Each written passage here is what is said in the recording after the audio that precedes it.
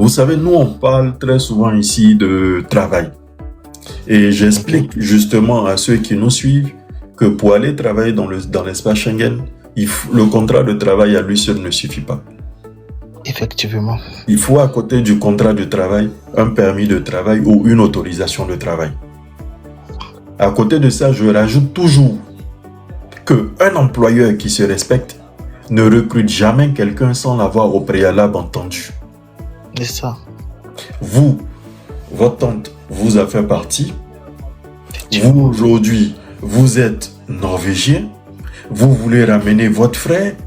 Vous allez voir votre employeur qui sait que vous, monsieur Glenn, vous êtes une personne responsable sur qui on peut compter. Vous avez une seule parole. Si vous décidez de dire, ok, je veux faire venir mon frère qui est à Abidjan pour travailler ici, il travaille dans tel hôtel, il a confiance en vous. Mais il ne se base pas sur votre confiance là seulement. C'est ça. Avant lui de s'engager, attends, je vais écouter ton frère là, même s'il ne parle pas norvégien, toi, tu vas traduire et puis je vais déjà voir ce qu'il sait faire. Ça, je voudrais que vous puissiez expliquer de grâce à ma communauté qui est connectée ce soir-là, comment est-ce que ça s'est passé de manière technique pour qu'ils comprennent que ce n'est pas du rêve qu'on vend.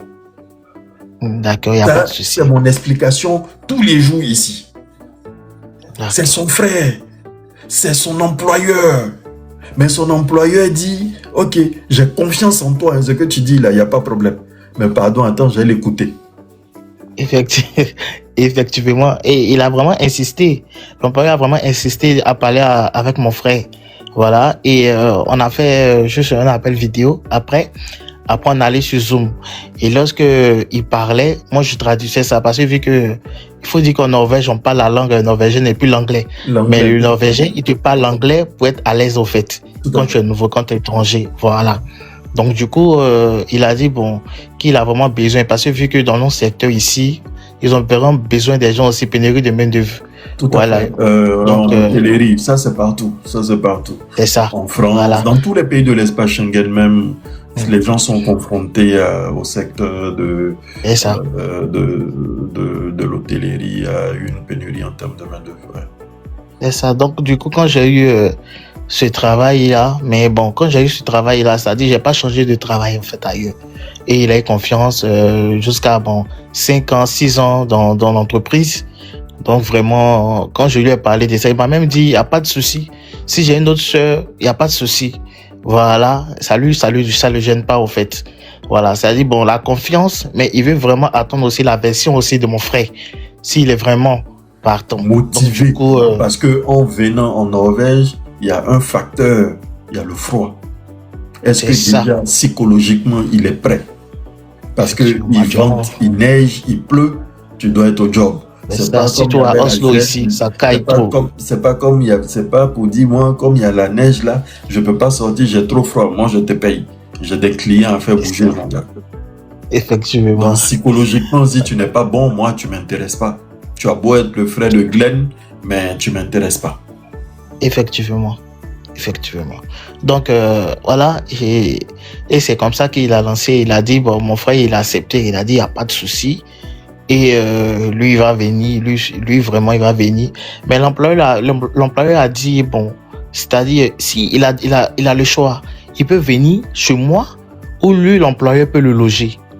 Voilà. Mais comme je suis son frère et puis je suis dans un appartement de 2 chambres salon, je vis seul. Il a dit non que il va rester là-bas.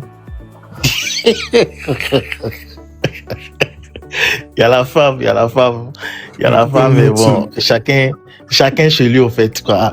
Et c'est très compliqué, c'est très délicat aussi parce que. Il y a combien d'années que vous y êtes?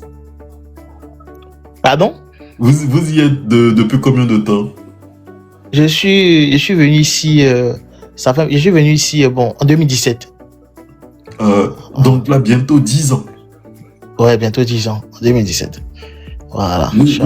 Vous avez entendu, non, messieurs, dames, vous qui rêvez là, il est là-bas depuis 10 ans. Il a papier, il a tout. Mais il est dans le froid là, lui seul. Il dort la main entre les jambes. Il est chez lui. S'il a une chérie, elle est chez elle. Il n'y a pas, c'est-à-dire que Nana, ça n'a pas dit que.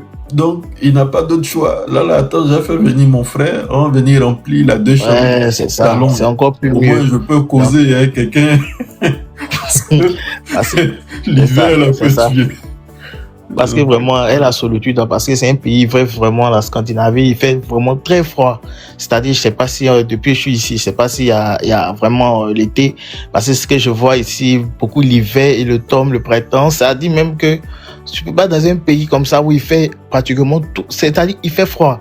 Donc, j'ai dit à mon frère, vraiment, tu t'es su vraiment, parce que ici, là, ça caille, c'est pas comme la France ou l'Espagne. Oh. C'est gentil ici. Voilà, il fait très froid. Donc, si vraiment tu dis non, il n'y a pas de souci. C'est vrai, on ne te fie pas seulement au salaire. Ici, là, quand tu travailles, en tout cas, les salaires sont bons. Voilà, les salaires sont bons. Pour débutants comme anciens, c'est bon. Mais sûrement qu'il ne faut pas penser que, bon, comme il fait hiver, tu vas pas aller au travail. Ça ne se fait pas ici.